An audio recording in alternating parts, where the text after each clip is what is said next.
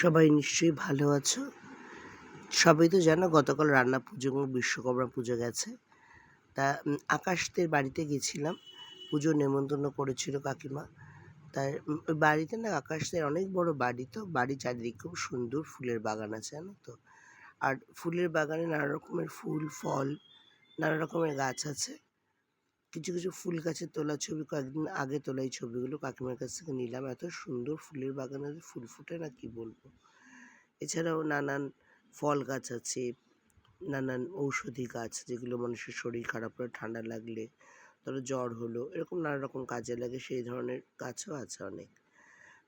কদিন আগে খুব ঠান্ডা লেগেছিলো, কাকিমার কাছে গেছিলাম, তখন অনেকগুলো তুলসী পাতা, রাম তুলসী পাতা দিয়ে দিয়েছিল। সেটা এত উপকার হয়েছে আমার, কি বলবো।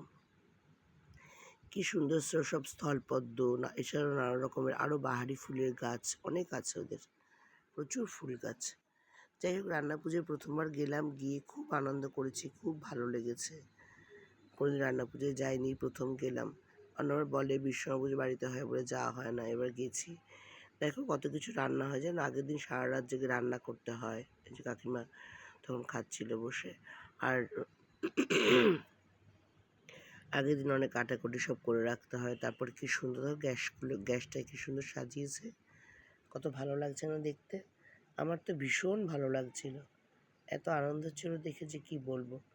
এটা রান্না পুজোর পরে ওখানে ছবি তুলেছে কাকিমার বন্ধুর সাথে, এখানে রান্না হচ্ছে ওখানে গ্যাসে, সেই ছবি।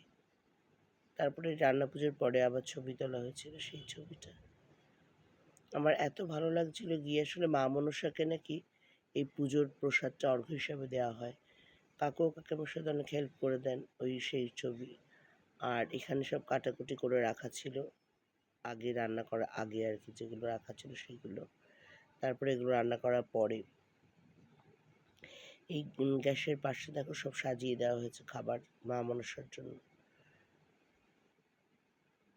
সত্যিকার একটা খুব সুন্দর একটা আচার, নিয়ম, অনুষ্ঠান, এত ভালো লাগছিল দেখতে।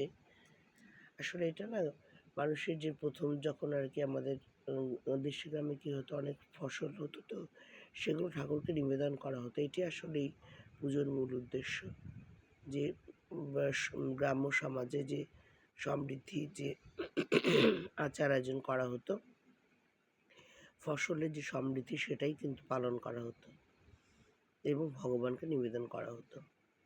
দেখো কি সুন্দর, আবার সমস্ত ফুল গাছের ছবি দেওয়া হয়েছে। ফুল দেখলে না মনটা একদম ভরে যায়। আর আমাদের এখন তো শহরে কোথায় আর ফুল গাছ তেমন দেখা যায় বলো। কিন্তু কাকুদের বাড়িটা এত বড়, আকাশদের বাড়িটা এত বড় যে ওখানে প্রচুর ফুলের গাছ জানো, তার ফলের গাছও অনেক আছে, প্রচুর ফলের গাছ আছে। খুব ভালো লাগে দেখতে। আকাশ আমাকে দিদির মতো ভক্তি করে, শ্রদ্ধা করে, খুব ভালো ছেলে। কাকু কাকিমা খুব ভালো মানুষ। ওদের বাড়ি গেলে আমার সত্যিই খুব ভালো লাগে। কি সুন্দর বাগান দেখো, বাগানটা দেখলেই মনটা ভরে যায়। ফলের গাছও অনেক আছে, আর একদিন সেই গাছের ছবিও দেবো, দেখো কত ভালো লাগে দেখতে।